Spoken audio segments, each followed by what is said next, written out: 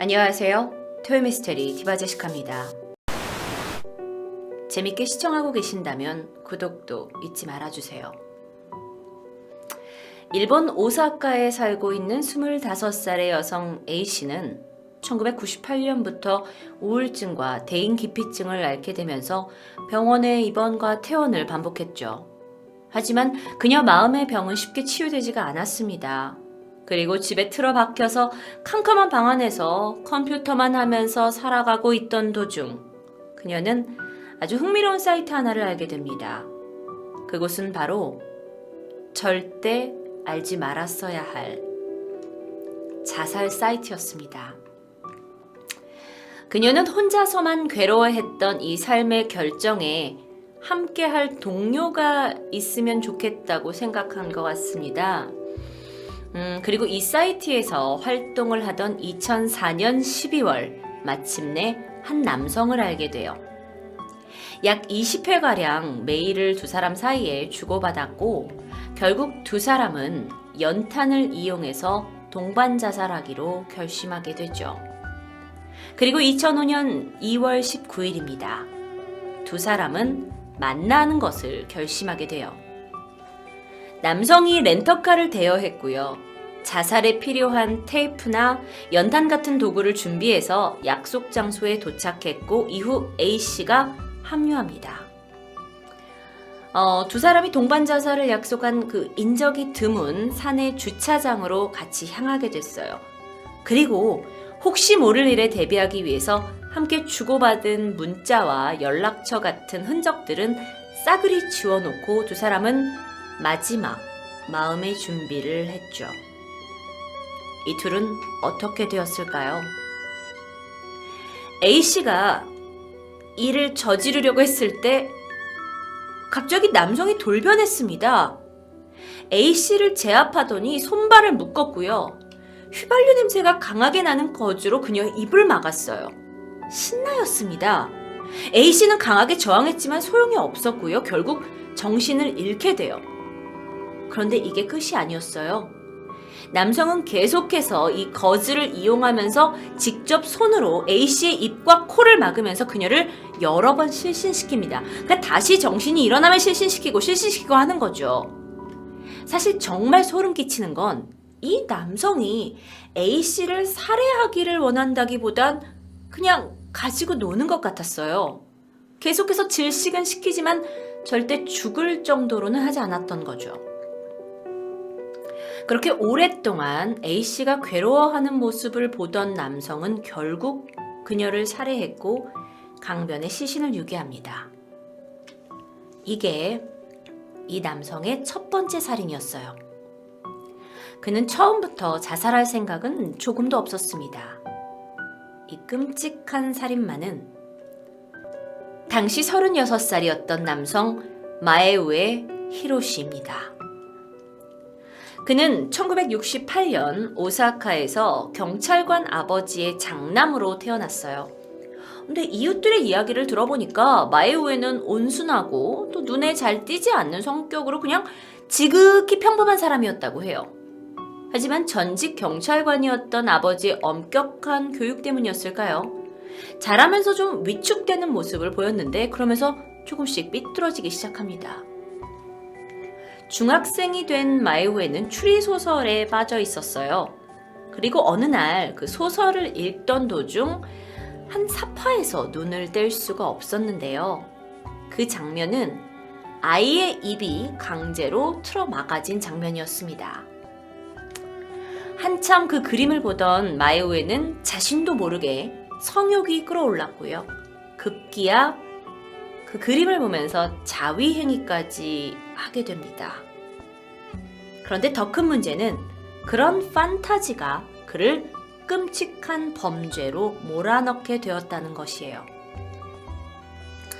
마에우에는 고등학교를 졸업하기 전까지 수년 동안 약품을 적신 거즈를 가지고 인근 동네에 사는 아이들을 몰래 질식시키는 범행을 반복했습니다.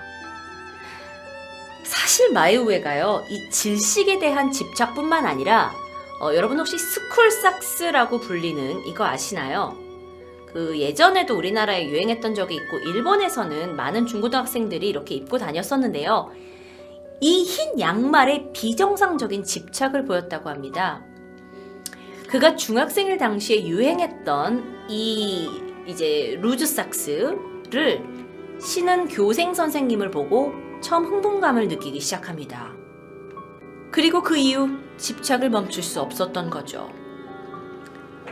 대학에 가서도 이 집착은 계속되었고요. 한 번은 이 흰 양말을 신고 있는 남학생을 덮쳐서 질식하게 하고 그게 미수에 그치기도 합니다. 당연히 이 사건이 소문나게 되자 대학을 자퇴할 수밖에 없었죠. 성인이 되고 나서 마이우에는 어쩌면 아예 이성의 끈을 놓아버린 것 같습니다. 1995년 우체국에 취직을 했고요. 평소에는 조용히 일만 하던 그가 어느 날 갑자기 돌변해버렸는데요. 직장에서 있었던 일이에요. 흰색 스쿨삭스를 신고 있는 남성 동료를 보고 갑자기 성욕이 끌어가지고 이를 참지 못해서 동료를 덮치고 질식시키려 했습니다. 아니 이게 무슨 일이야. 하지만 다행히 주위에 있던 다른 직원들에게 제지를 당하면서 경찰에 체포되는 사건이 있었죠. 자, 그때 그가 체포가 돼서 적당한 어떤 이 교정을 받았으면 참 좋았을 텐데 이때 마이웨의 아버지는요, 아들을 어떻게든 보호하고자 백방으로 노력을 했고요.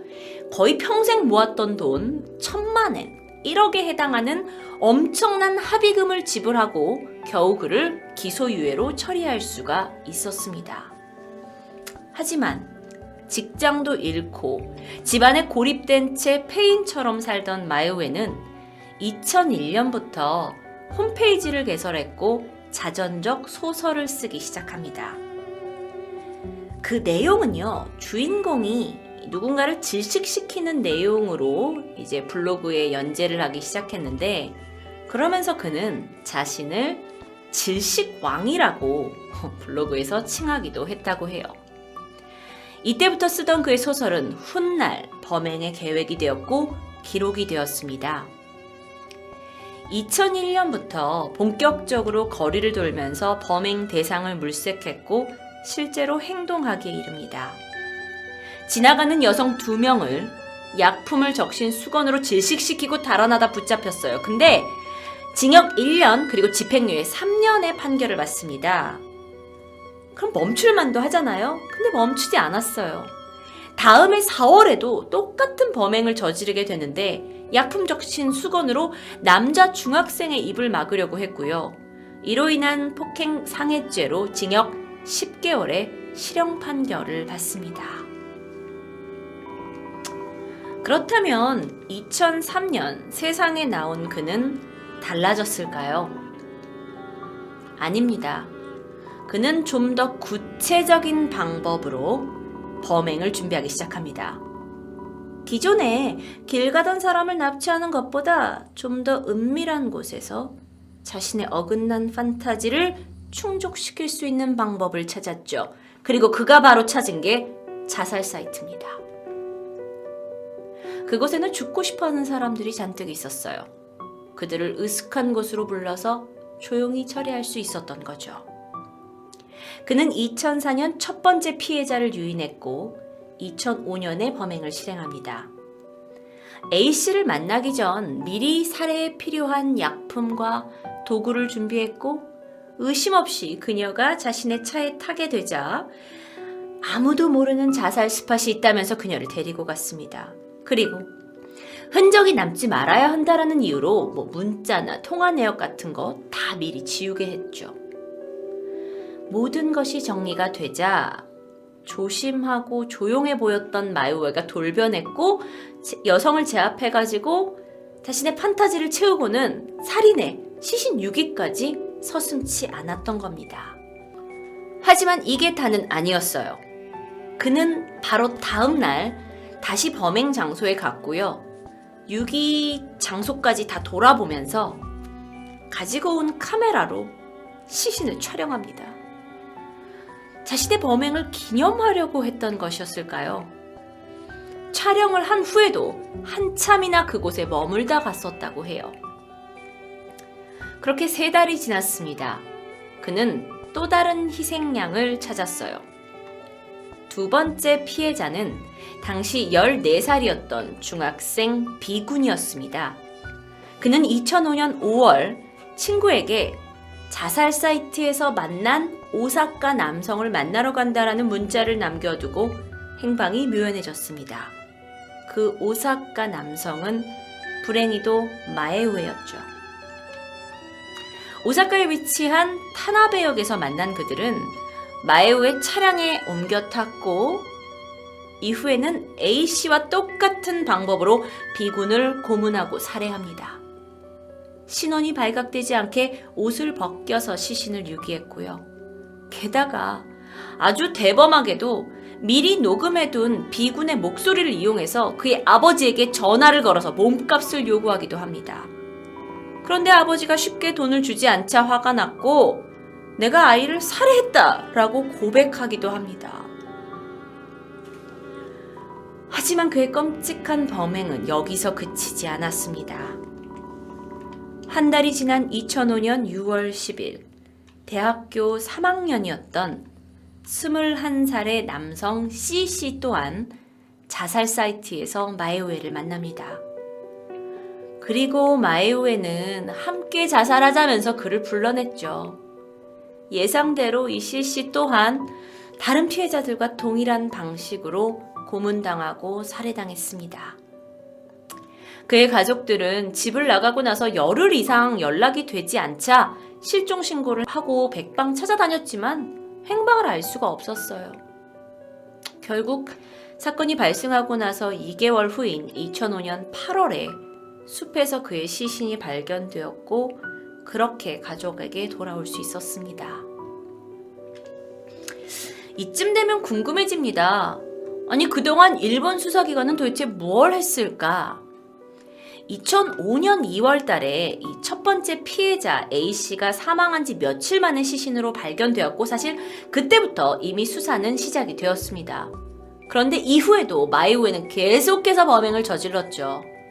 그런데 각각의 피해자 간의 연결점이 없었고 그래서 수사에 난항을 겪던 중에 경찰이 이 피해자들 사이의 공통점 바로 자살 사이트라는 것을 찾아냈고 그들과 접촉한 마에우에 히로시 이름을 찾아내게 됩니다.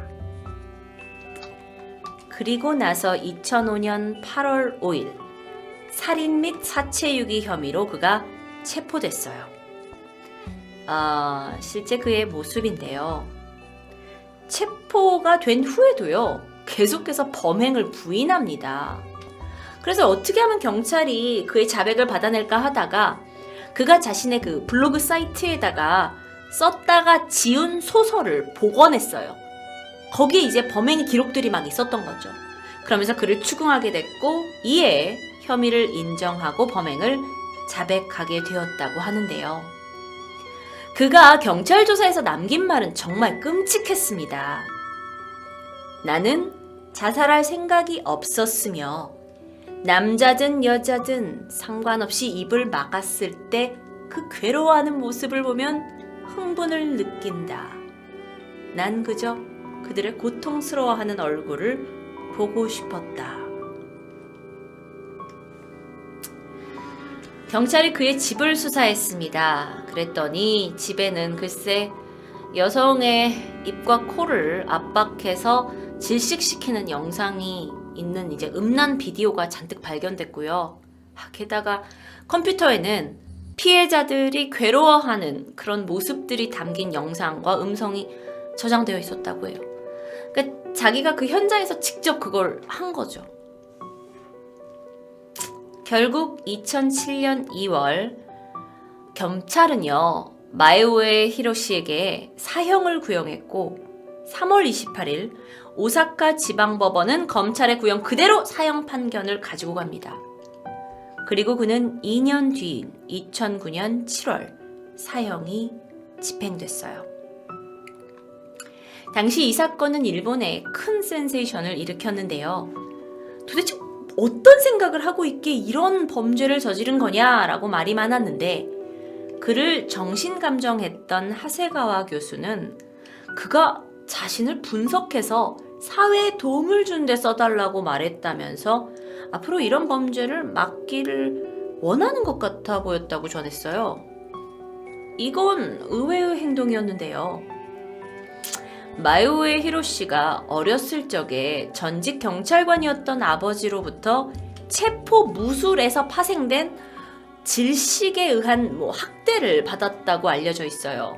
그리고 이것을 통해서 그가 이 괴상한 성적 집착의 씨앗의 대상이 된 게 아닌가라고 분석된다고 말하고 있습니다. 그의 괴상한 집착.